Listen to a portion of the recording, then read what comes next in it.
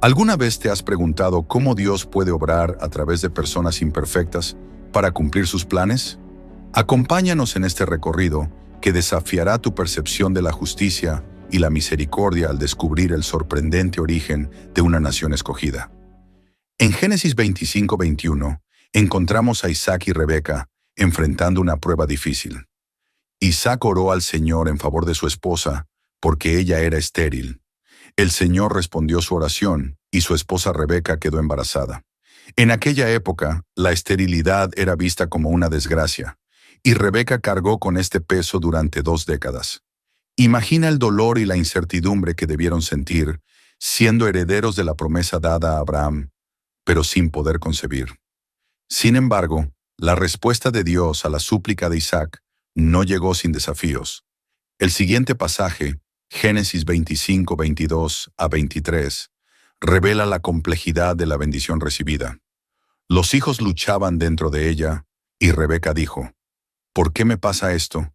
Entonces fue a consultar al Señor, y el Señor le dijo, 2 naciones hay en tu vientre, y 2 pueblos se separarán desde tus entrañas. Un pueblo será más fuerte que el otro, y el mayor servirá al menor. Desde el vientre materno, la vida de estos hermanos estuvo marcada por el conflicto. Pero lo más impactante es la declaración divina que rompía con el orden establecido. El primogénito no sería el líder, sino que serviría al menor. Desde antes de nacer, Dios ya había determinado un camino que desafiaría las expectativas humanas y cambiaría el destino de generaciones enteras. Génesis 25-24-26 nos presenta el nacimiento de los gemelos en un relato lleno de simbolismo. Cuando llegó el momento de dar a luz, había mellizos en su vientre. El primero en salir era rojizo y cubierto de vello como un manto, y lo llamaron Esaú.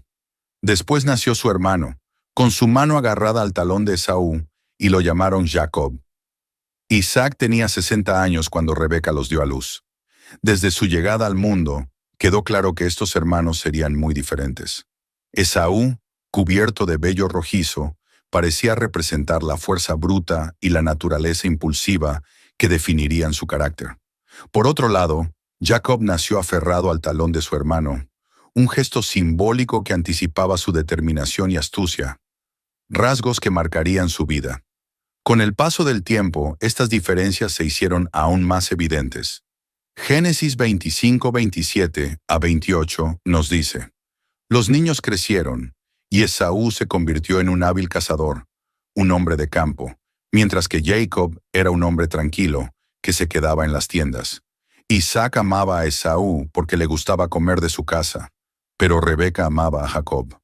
Esaú, con su destreza para la caza y su vida al aire libre, encarnaba la imagen del hombre fuerte y aventurero, cualidades muy valoradas en su época. En cambio, Jacob prefería la tranquilidad del hogar, inclinándose hacia una vida más reflexiva y estratégica. Esta diferencia de personalidades no solo los distanció entre sí, sino que también dividió a sus padres. Isaac favorecía a Esaú, mientras que Rebeca mostraba preferencia por Jacob. Este favoritismo creó una brecha en la familia que, con el tiempo, conduciría a conflictos profundos y amargas consecuencias. La historia de Isaac, Rebeca y sus hijos nos deja una advertencia clara sobre los efectos perjudiciales de tratar a los hijos con parcialidad. El momento decisivo en la relación de los hermanos llegó con un episodio que, aunque parecía intrascendente, tuvo repercusiones eternas. Génesis 25-29-34 narra. Un día, cuando Jacob estaba cocinando un guiso, Esaú llegó del campo agotado y le dijo, «Dame un poco de ese guiso rojo, porque estoy hambriento». Jacob respondió, «Primero véndeme tu primogenitura». «Estoy a punto de morir», dijo Esaú. «¿De qué me sirve la primogenitura?». Pero Jacob insistió, «Júramelo primero». Así que Esaú le juró y vendió su primogenitura a Jacob. Entonces Jacob le dio pan y guiso de lentejas. Esaú comió, bebió, se levantó y se fue. Así despreció Esaú su primogenitura. En un acto de impaciencia y desprecio por lo que debía valorar, Esaú cambió su derecho de primogenitura por un simple plato de comida. Jacob, Con su aguda inteligencia, vio la oportunidad y la aprovechó. Este intercambio no solo alteró el destino de ambos hermanos, sino que también desencadenó una serie de eventos que transformarían la historia de una nación. Lo que para Esaú parecía un trato insignificante, resultó ser una decisión que cambió el curso de su vida y la de sus descendientes. Este pasaje nos recuerda la importancia de valorar lo que Dios nos ha dado y no sacrificar bendiciones eternas por gratificaciones temporales. Este episodio ofrece una mirada reveladora al carácter de los dos hermanos. Esaú, impulsivo y dominado por sus deseos inmediatos, mostró una notable falta de previsión al intercambiar su primogenitura, un derecho de gran prestigio y responsabilidad en la sociedad patriarcal, por un simple plato de comida. Su dramática afirmación de estar a punto de morir revela su tendencia a la exageración y su inclinación por la gratificación instantánea, sin considerar las consecuencias a largo plazo. Jacob, en contraste, actuó con astucia y cálculo. Observó la vulnerabilidad de su hermano y aprovechó la oportunidad para obtener aquello que valoraba profundamente: la primogenitura. Aunque sus métodos pueden parecer cuestionables desde una perspectiva moderna, reflejan su clara comprensión del valor de este derecho y su determinación inquebrantable para asegurarlo. En su mente, las bendiciones y la posición de liderazgo dentro de la familia eran un objetivo por el cual valía la pena negociar, incluso si eso implicaba aprovecharse de la falta de visión de Esaú. El relato bíblico no emite un juicio moral inmediato sobre las acciones de Jacob en este punto, pero los eventos posteriores demostrarán cómo esta decisión tuvo un impacto duradero en la vida de ambos hermanos y en la historia de sus descendientes. Las repercusiones de este acto fueron significativas. La primogenitura no se limitaba a una simple cuestión de herencia material. También incluía bendiciones espirituales y la responsabilidad de liderar a la familia en el cumplimiento del pacto divino. Al despreciar su primogenitura con tanta facilidad, Esaú dejó en evidencia su falta de aprecio por las promesas de Dios a su linaje. En cambio, para Jacob, este fue solo el primer paso en su camino para convertirse en el heredero de la bendición divina. La historia de Jacob nos recuerda que Dios, en su soberanía, puede valerse incluso de nuestras debilidades y errores para llevar a cabo sus propósitos eternos. En Génesis 27, 1-4, encontramos a Isaac en el ocaso de su vida, enfrentando su fragilidad. Cuando Isaac envejeció y sus ojos se debilitaron hasta quedar ciego, llamó a su hijo mayor, Esaú, y le dijo: «Hijo mío». «Aquí estoy», respondió Esaú. Isaac le dijo: «Soy viejo y no sé el día de mi muerte. Ahora toma tus armas, tu arco y tus flechas, y sal al campo a cazar algo para mí. Prepárame un buen guiso, como a mí me gusta, y tráemelo para que lo coma y te bendiga antes de morir». La avanzada edad y la ceguera de Isaac crearon un ambiente de vulnerabilidad y urgencia. Sabiendo que su tiempo en la tierra era limitado, sentía la responsabilidad de impartir su bendición final a su primogénito. En la cultura de la época, esta bendición no era un simple deseo de bienestar, sino una declaración profética con consecuencias de gran alcance para el futuro del receptor y su linaje. A pesar de la transacción ocurrida entre los hermanos años antes, en la que Esaú menospreció su primogenitura, Isaac continuaba viéndolo como el legítimo heredero. Es posible que desconociera aquel acuerdo o que lo considerara inválido. Lo cierto es que su intención de bendecir a Esaú desencadenó una serie de eventos que transformarían el destino de su familia y marcarían el curso de la historia de Israel. Sin embargo, la escena no pasó desapercibida para Rebeca. En Génesis 27, 5-10, se nos revela su reacción y el plan que ideó para asegurar el futuro de su hijo favorito. Rebeca estaba escuchando cuando Isaac habló con su hijo Esaú. Cuando Esaú salió al campo a cazar, Rebeca le dijo a su hijo Jacob: «Escuché a tu padre decirle a tu hermano Esaú: tráeme caza y prepárame un buen guiso para que te bendiga en presencia del Señor antes de morir». Rebeca, convencida de que la bendición debía recaer en Jacob, decidió intervenir de manera estratégica. Su determinación por alterar el curso de los acontecimientos demostraría ser un punto crucial en el desarrollo del relato, planteando interrogantes sobre los límites entre la fe y la manipulación, la confianza en los planes de Dios y la intervención humana en su cumplimiento. Este pasaje marca el comienzo de un plan que cambiaría para siempre el destino de Jacob y Esaú. Consciente de la inminente bendición de Isaac, Rebeca ideó una estrategia para asegurarse de que su hijo favorito recibiera la promesa. Le dijo a Jacob: «Antes de morir, ahora, hijo mío, escúchame mientras te ordeno. Ve al rebaño y tráeme 2 cabritos selectos para que pueda preparar una comida deliciosa para tu padre. La clase de comida que le encanta. Luego llévasela a tu padre para que la coma y te bendiga antes de morir». El plan de Rebeca no solo era audaz, sino también sumamente arriesgado. Al tomar esta decisión, desafió directamente la voluntad de su esposo y colocó a Jacob en una situación peligrosa. Sus motivaciones parecían entremezclarse. Por un lado, su deseo de que se cumpliera la profecía de que el mayor serviría al menor. Por otro, su favoritismo hacia Jacob, y tal vez también la convicción de que él era el más apto para recibir la bendición familiar. Pero la preparación del guiso era solo el primer paso en su plan. En Génesis 27, 11 a 17, se nos detalla el elaborado engaño que permitiría a Jacob suplantar a su hermano. Pero Jacob le dijo a su madre Rebeca: «Mi hermano Esaú es un hombre velludo, y yo soy un hombre de piel lisa. ¿Qué pasa si mi padre me toca? Parecería que lo estoy engañando, y traería sobre mí una maldición en lugar de una bendición». Su madre le dijo: «Hijo mío, que la maldición caiga sobre mí. Solo haz lo que te digo. Ve y tráelos para mí». Jacob, aunque inicialmente dudoso y temeroso de ser descubierto, terminó obedeciendo a su madre. Rebeca, decidida a ejecutar su plan hasta el final, no solo preparó la comida favorita de Isaac, sino que también se aseguró de disfrazar a Jacob para que pudiera parecerse a Esaú. Tomó las mejores ropas de su hijo mayor y se las puso a Jacob, impregnándolo del aroma de Esaú. Luego, para imitar la piel velluda de su hermano, cubrió las manos y el cuello de Jacob con pieles de cabrito.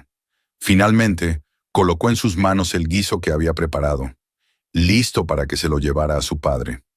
Con cada detalle cuidadosamente planeado, Jacob estaba a punto de presentarse ante Isaac, dando un paso irreversible que definiría su vida y el destino de generaciones futuras.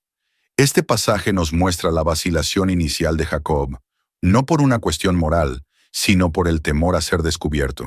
Su preocupación no era la falta de honestidad, sino las posibles consecuencias de ser atrapado en el engaño. Sin embargo, Rebeca, con una determinación inquebrantable, le aseguró que asumiría cualquier maldición que pudiera sobrevenir. El tenso encuentro entre Jacob e Isaac, relatado en Génesis 27, 18 a 29, está cargado de incertidumbre y suspenso.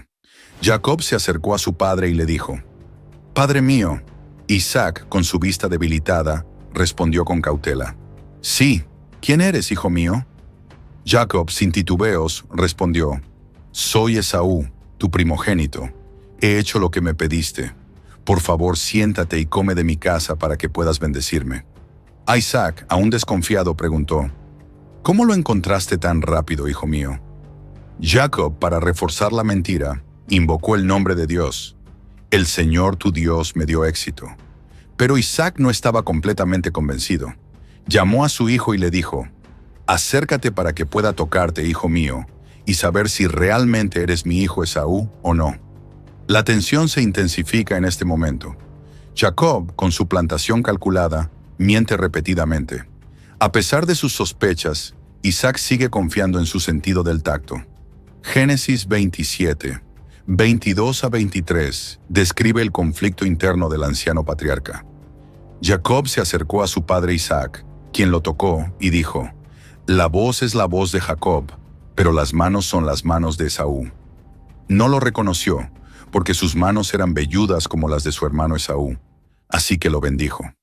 Isaac se encontraba atrapado en una disonancia sensorial. Su oído le decía que era Jacob, pero el tacto le indicaba que era Esaú. Finalmente se inclinó por lo que sentía con sus manos y decidió proceder con la bendición. La bendición que Isaac otorgó a Jacob, registrada en Génesis 27, 27 a 29, era poderosa y trascendental. Isaac olió la ropa de Jacob y lo bendijo diciendo: «Ah, el aroma de mi hijo es como el aroma de un campo que el Señor ha bendecido. Que Dios te conceda el rocío del cielo y la riqueza de la tierra, abundancia de grano y vino nuevo. Que las naciones te sirvan y los pueblos se inclinen ante ti. Sé Señor sobre tus hermanos, y que los hijos de tu madre se inclinen ante ti. Malditos sean los que te maldigan, y benditos los que te bendigan». Esta bendición no solo aseguraba prosperidad material, sino que también establecía la posición de Jacob como líder y gobernante, cumpliendo así la profecía dada a Rebeca antes del nacimiento de sus hijos. Sin embargo, el engaño que permitió que Jacob recibiera esta bendición pronto traería consigo graves consecuencias, desencadenando un conflicto familiar que lo perseguiría por años.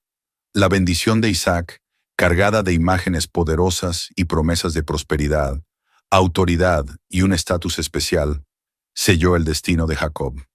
Irónicamente, incluía el dominio sobre sus hermanos, cumpliendo así la profecía que Dios había dado antes del nacimiento de los gemelos. Pero la calma duró poco. Génesis 27, 33 a 35, narra con gran dramatismo el regreso de Esaú y el descubrimiento del engaño. Cuando Isaac terminó de bendecirlo y Jacob apenas había salido de la presencia de su padre, llegó su hermano Esaú de cazar. También él preparó un guiso delicioso y lo llevó a su padre. Entonces le dijo: «Padre mío, siéntate y come de mi casa para que puedas bendecirme». Su padre Isaac le preguntó: «¿Quién eres tú?». «Soy Esaú, tu primogénito», respondió. Isaac tembló violentamente y dijo: «¿Quién fue entonces el que cazó y me lo trajo? Yo ya comí y lo bendije, y será bendecido». El impacto de la verdad golpeó a Isaac con una intensidad abrumadora. Tembló violentamente, no solo por el engaño, sino porque entendió que la bendición que había dado a Jacob era irrevocable. No era simplemente un deseo paternal, sino una declaración profética que ya había sido establecida. Esaú, al darse cuenta de lo sucedido, reaccionó con una mezcla de furia y desesperación. Su dolor es palpable en Génesis 27, 36 a 38. «¿No es con razón que se llama Jacob? Me ha engañado 2 veces. Se llevó mi primogenitura y ahora se ha llevado mi bendición». Luego preguntó: «¿No has reservado ninguna bendición para mí?». Isaac respondió a Esaú: «Lo he hecho Señor sobre ti, he hecho de todos sus parientes sus siervos, y lo he sustentado con grano y vino nuevo. ¿Qué puedo hacer por ti, hijo mío?». Esaú le dijo a su padre: «¿Tienes solo una bendición, padre mío? Bendíceme también a mí, padre mío». Entonces Esaú lloró en voz alta. El clamor de Esaú es desgarrador. Su llanto refleja la angustia de quien se siente despojado de su derecho y de su futuro. Se lamenta por la astucia de su hermano y la aparente falta de opciones que le quedan. Su pedido desesperado: «¿Tienes solo una bendición, padre mío?», revela su anhelo de recibir al menos una fracción del favor que su padre había derramado sobre Jacob. Este momento marca un punto de quiebre en la historia de los hermanos. La rivalidad que había comenzado en el vientre materno ahora se intensificaba, con consecuencias que se extenderían por generaciones. El dolor de Esaú no solo es profundo, sino que también revela su falta de aprecio previo por la primogenitura. Solo ahora, cuando la bendición se ha escapado de sus manos, comprende plenamente lo que ha perdido. Su súplica desesperada por una bendición, cualquier bendición, es conmovedora y trágica. Isaac, aunque incapaz de revocar la bendición dada a Jacob, otorga a Esaú una bendición secundaria en Génesis 27, 39 a 40. «Tu morada estará lejos de la riqueza de la tierra, lejos del rocío del cielo. Vivirás por la espada y servirás a tu hermano, pero cuando te impacientes, sacudirás su yugo de tu cuello». Esta bendición, en fuerte contraste con la de Jacob, predice una vida de lucha y dificultad para Esaú y sus descendientes. Su destino no será el de abundancia y dominio, sino uno de supervivencia y conflicto. Sin embargo, en sus palabras finales, Isaac deja una puerta abierta a la esperanza. Eventualmente, Esaú y sus descendientes se liberarán del dominio de Jacob. La reacción de Esaú ante esta realidad es inmediata y feroz. Génesis 27, 41 revela su resolución de venganza. Esaú guardó rencor contra Jacob por la bendición que su padre le había dado, y se dijo a sí mismo: Cuando hayan pasado los días de luto por mi padre, mataré a mi hermano Jacob. Su plan de asesinato no es una amenaza vacía, sino una expresión de la intensidad de su ira y frustración. Al esperar la muerte de su padre antes de actuar, muestra una mezcla de respeto por Isaac y una determinación fría de ajustar cuentas con Jacob en su momento. La situación exige una respuesta rápida, y Rebeca, con su astucia característica, interviene de inmediato. Génesis 27, 42 a 44 describen su plan para proteger a Jacob. Cuando Rebeca supo lo que Esaú decía, llamó a su hijo menor Jacob y le dijo: Esaú planea matarte. Ahora, hijo mío, haz lo que te digo. Huye de inmediato a la casa de mi hermano Labán en Harán. Quédate con él por un tiempo hasta que la furia de tu hermano se calme. Cuando ya no esté enojado y olvide lo que le hiciste, te enviaré a buscar. ¿Por qué perdería a ambos hijos en un solo día? Rebeca una vez más demuestra su habilidad para prever y manejar las crisis familiares. Su plan no solo busca proteger la vida de Jacob, sino también evitar un destino trágico para ambos hermanos.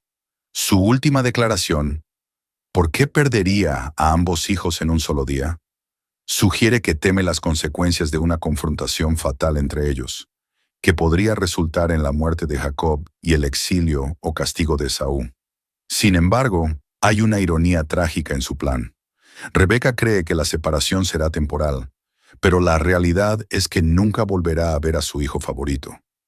Jacob partirá a Harán con la esperanza de regresar pronto, pero su estancia se extenderá por muchos años, marcando el inicio de un nuevo capítulo en su vida, lleno de pruebas, crecimiento y el cumplimiento de las promesas divinas. Este momento marca un punto de inflexión en la vida de Jacob. Ya no es solo el hijo astuto que obtuvo la bendición por medios cuestionables, sino un hombre en camino hacia un destino mayor.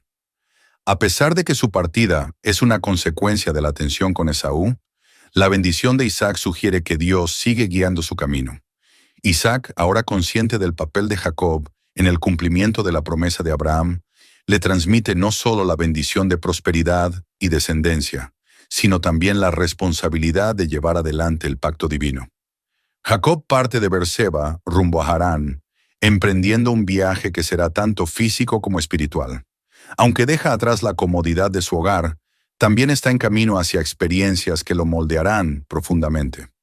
En este trayecto, tendrá un encuentro trascendental con Dios, aprenderá el significado del amor y el sacrificio, y finalmente se verá confrontado con su propio carácter.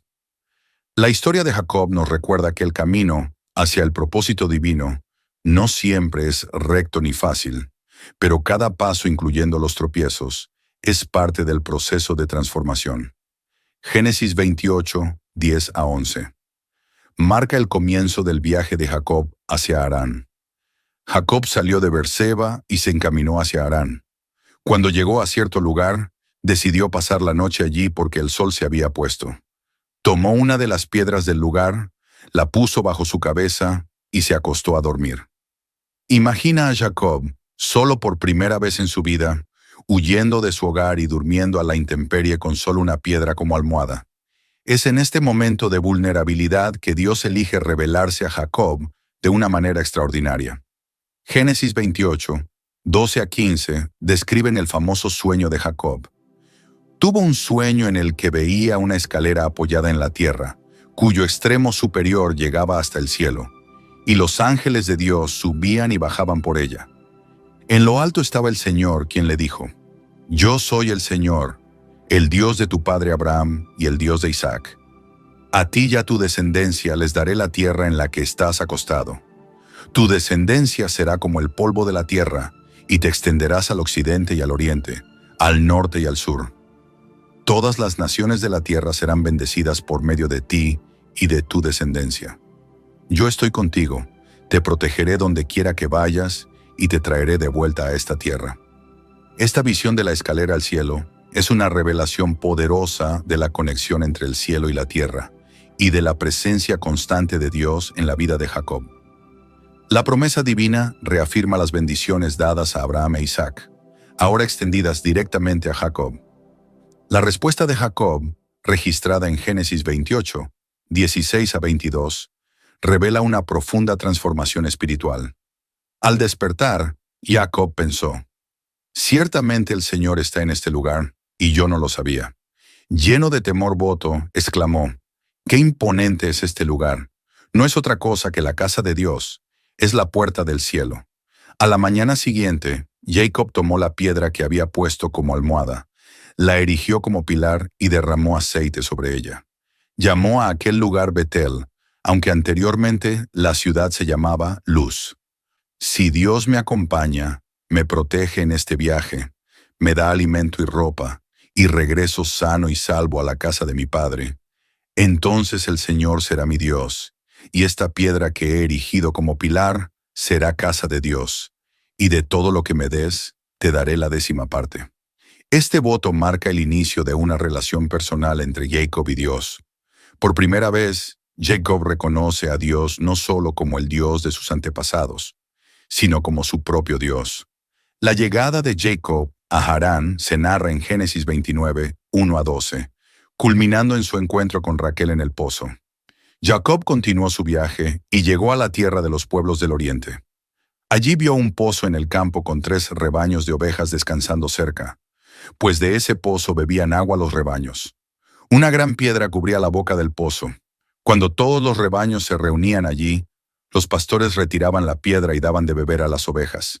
Luego regresaban a colocar la piedra en su lugar. Jacob preguntó a los pastores: «Hermanos míos, ¿hijos de quién son?». «Somos de Harán», respondieron.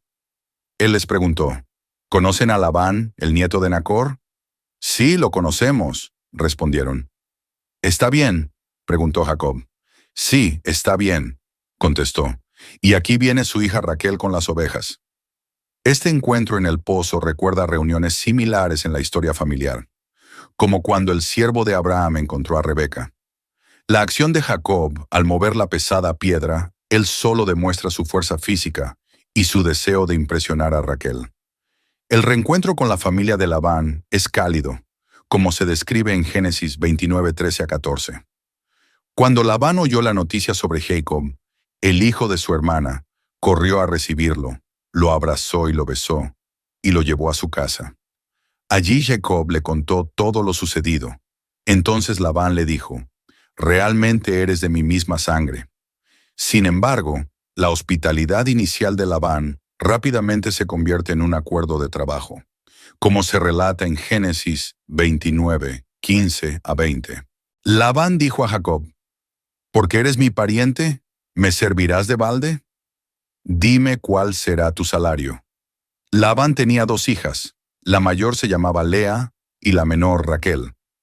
Lea tenía ojos apagados, pero Raquel era de bella figura y rostro hermoso.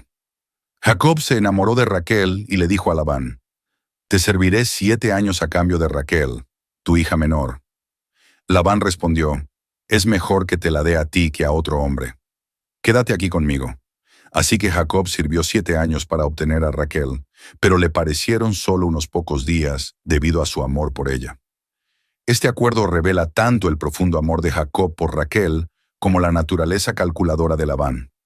Los 7 años de trabajo son una irónica inversión de la situación de Jacob. Él, que engañó a su padre y a su hermano, ahora trabaja fielmente durante 7 años. El engaño en el matrimonio se narra en Génesis 29, 21 a 25. Entonces Jacob dijo a Labán: «Dame a mi esposa, mi tiempo se ha cumplido y quiero estar con ella». Así que Labán reunió a toda la gente del lugar y ofreció un banquete. Pero cuando llegó la noche, tomó a su hija Lea y la llevó a Jacob, y él se acostó con ella. Labán le dio a su sierva Silpa a su hija Lea como criada. Cuando llegó la mañana, allí estaba Lea. Así que Jacob le dijo a Labán: «¿Qué me has hecho? ¿No te serví por Raquel?». La ironía de esta situación es evidente.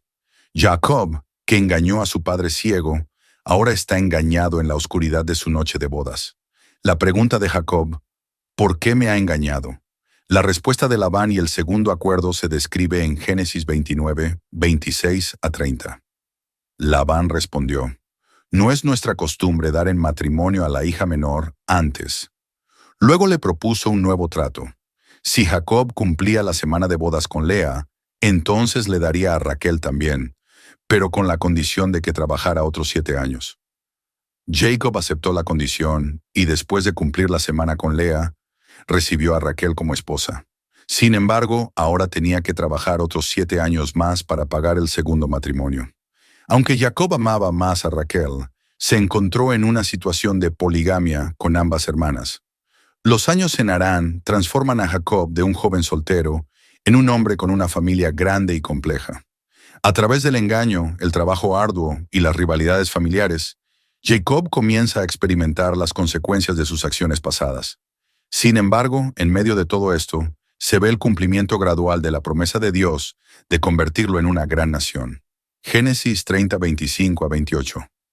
Marca el comienzo del deseo de Jacob de regresar a su tierra natal.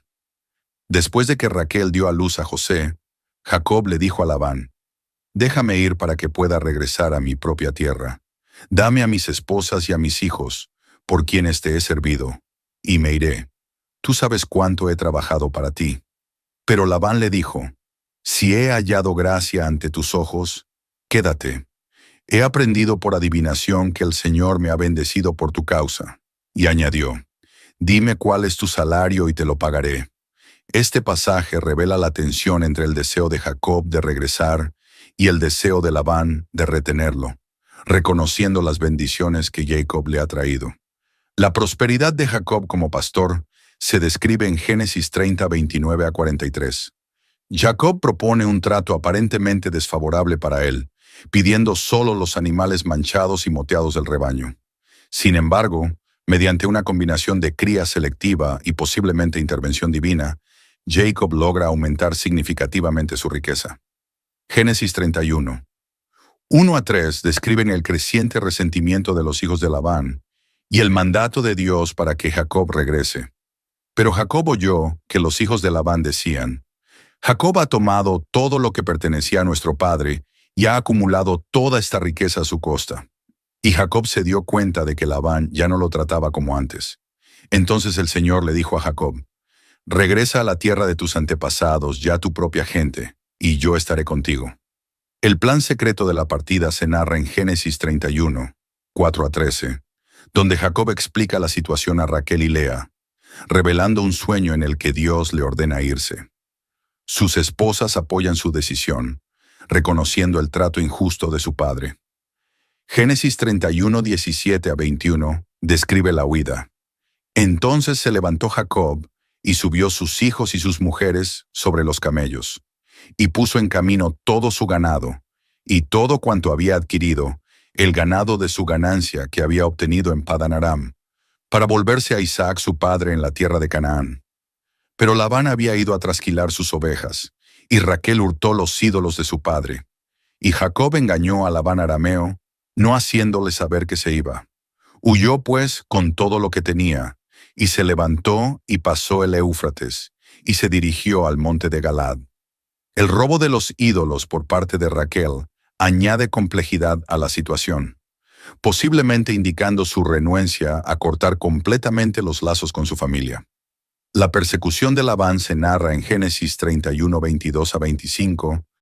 Al tercer día, Labán fue informado de que Jacob había huido. Tomando a sus parientes consigo, persiguió a Jacob por 7 días y lo alcanzó en la región montañosa de Galaad. Pero Dios vino a Labán el arameo en un sueño por la noche y le dijo, ten cuidado de no decirle nada a Jacob, ni bueno ni malo. Jacob había acampado en la región montañosa de Galaad cuando Labán lo alcanzó, y Labán y sus parientes acamparon allí también. La advertencia de Dios a Labán en un sueño demuestra su continua protección sobre Jacob, incluso cuando sus acciones son cuestionables. La confrontación en el monte Galaad se describe en Génesis 31, 26 a 42. Labán acusa a Jacob de haber huido en secreto y de robar sus ídolos domésticos, sin saber que Raquel los había robado. Jacob le permite registrar todo el campamento, Pero Raquel, sentada sobre los ídolos, engaña a su padre diciéndole que no puede levantarse debido a su periodo menstrual, evitando así que los encuentre. Este discurso apasionado de Jacob en Génesis 31, 38 a 42 refleja su resentimiento acumulado y la profunda injusticia que siente por parte de Labán. A pesar de haber trabajado incansablemente, soportando condiciones difíciles y siendo tratado injustamente, Jacob reconoce que la protección de Dios ha sido clave en su éxito y supervivencia. Su referencia a el Dios de Abraham y el temor de Isaac muestra una evolución en su fe. Ya no es solo el Dios de sus antepasados, sino que Jacob ahora reconoce activamente su papel en su vida. Este es un momento crucial en su desarrollo espiritual, ya que se da cuenta de que su prosperidad y seguridad no provienen de su astucia, sino de la fidelidad de Dios. Después de este enfrentamiento, Labán y Jacob llegan a un acuerdo que pone fin a su relación conflictiva. Este discurso apasionado revela el sentido de injusticia de Jacob y su creencia en la intervención divina a su favor. El pacto entre Jacob y Labán se establece en Génesis 31, 43 a 55. Levantan un montón de piedras como testigo de su acuerdo de no hacerse daño mutuamente. Labán llama al montón Yegar Sahadut en arameo, mientras que Jacob lo llama Galed en hebreo, ambos significando montón de testimonio. Génesis 31, 55 marca su separación final. A la mañana siguiente, Labán besó a sus nietos y a sus hijas y los bendijo. Luego partió y regresó a su hogar. Con esta despedida, un capítulo significativo en la vida de Jacob llega a su fin. Deja Harán ya no como un joven, sino como el patriarca de una gran y próspera familia. El encuentro con los ángeles en Mahanaim se menciona brevemente en Génesis 32, 1 a 2. Jacob siguió su camino, y los ángeles de Dios le salieron al encuentro. Cuando los vio, Jacob dijo, «Este es el campamento de Dios». Por eso llamó a aquel lugar Mahanaim. Este encuentro sirve como un recordatorio de la presencia y protección continua de Dios, preparando a Jacob para el desafío que se avecina. La preparación para el encuentro con Esaú se narra en Génesis 32, 3 a 21. Jacob envía mensajeros por adelantado para informar a Esaú de su llegada. Cuando los mensajeros regresan con la noticia de que Esaú viene a su encuentro con 400 hombres, Jacob se aterroriza. En su miedo, divide a su grupo en dos campamentos, pensando, si Esaú ataca un campamento, el otro podrá escapar. Luego Jacob ora fervientemente a Dios. «Oh Dios de mi padre Abraham, Dios de mi padre Isaac, Señor, tú que me dijiste, vuelve a tu tierra y a tus parientes, y yo te haré prosperar. No soy digno de toda la bondad y fidelidad con que has tratado a tu siervo. Cuando crucé este Jordán, solo tenía mi cayado, pero ahora he llegado a formar dos campamentos. Líbrame, te ruego, de la mano de mi hermano Esaú, porque temo que venga a atacarme, y también a las madres con sus hijos. Pero tú has dicho, ciertamente te haré prosperar, y haré que tus descendientes sean como la arena del mar, innumerables». Esta oración revela la lucha interna de Jacob entre el miedo y la fe, recordándole a Dios sus promesas mientras reconoce su propia indignidad. Jacob también prepara un generoso regalo para Esaú, enviándolo en grupos separados con la esperanza de apaciguarlo. Así concluye la preparación de Jacob para el encuentro que ha temido durante 20 años. El hombre que dejó su tierra como fugitivo, ahora regresa como un patriarca próspero, aún lidiando con las consecuencias de sus acciones pasadas y su fe en Dios. Génesis 32, 22 a 32, narra uno de los episodios más enigmáticos y transformadores en la vida de Jacob, su lucha con el ángel en Penuel. Esa noche, Jacob se levantó, tomó a sus 2 esposas, a sus 2 esclavas y a sus 11 hijos, y cruzó el vado del Jaboc. Después de haberlos hecho pasar al otro lado, junto con todas sus posesiones, Jacob se quedó solo, y un hombre luchó con él hasta el amanecer. Esta lucha nocturna simboliza la batalla interna de Jacob con su pasado y su futuro. Cuando el hombre vio que no podía vencerlo, tocó la coyuntura de su cadera, de modo que la cadera de Jacob se dislocó mientras luchaban. Entonces el hombre dijo: «Déjame ir, porque ya amanece». Pero Jacob respondió: «No te soltaré hasta que me bendigas». El hombre le preguntó: «¿Cómo te llamas?». «Jacob», respondió él. Entonces el hombre le dijo: «Tu nombre ya no será Jacob, sino Israel, porque has luchado con Dios y con los hombres, y has vencido». El cambio del nombre de Jacob a Israel marca una profunda transformación en su identidad. Ya no es el suplantador, ahora es aquel que lucha con Dios. Jacob sale de esta experiencia bendecido, pero también herido, cojeando a causa del golpe en su muslo. Esta lesión física se convierte en un recordatorio constante de su encuentro con lo divino. El tan temido encuentro con Esaú finalmente ocurre en Génesis 33, 1-11. Jacob alzó la vista y vio que Esaú venía con 400 hombres. Así que dividió a los niños entre Lea, Raquel y las 2 esclavas. Puso a las esclavas y a sus hijos al frente, luego a Lea y a sus hijos, y por último a Raquel y a José. Luego él mismo se adelantó y, al acercarse a su hermano, se inclinó hasta el suelo 7 veces. El enfoque cauteloso de Jacob, inclinándose 7 veces, demuestra su sumisión y deseo de reconciliación. Sin embargo, la reacción de Esaú sorprende a todos. Pero Esaú corrió a su encuentro, lo abrazó, echó sus brazos alrededor de su cuello y lo besó. Y ambos lloraron. Este momento de reconciliación es poderoso e inesperado. El abrazo y las lágrimas de Esaú muestran que el tiempo ha sanado las viejas heridas. El diálogo que sigue revela la generosidad de ambos hermanos. Jacob insiste en que Esaú acepte sus regalos, diciendo: «Por favor, acepta el regalo que te he traído, porque Dios ha sido generoso conmigo y tengo todo lo que necesito». Después de este emotivo encuentro, los hermanos se separan en buenos términos. Génesis 33, 16-17 dice: «Ese mismo día Esaú emprendió su regreso a Seir. Jacob, en cambio, se dirigió a Sucot, donde construyó una casa para sí y cobertizos para su ganado. Por eso el lugar se llamó Sucot». El establecimiento de Jacob en Sucot y luego en Siquem marca el inicio de una nueva etapa en su vida. Génesis 33, 18-20 dice: «Al regresar de Padán Aram, Jacob llegó sano y salvo a la ciudad de Siquem, en la tierra de Canaán, y acampó cerca de la ciudad. Por 100 piezas de plata, compró de los hijos de Hamor, padre de Siquem, la parcela donde había levantado su tienda. Allí construyó un altar y lo llamó El Elohe Israel».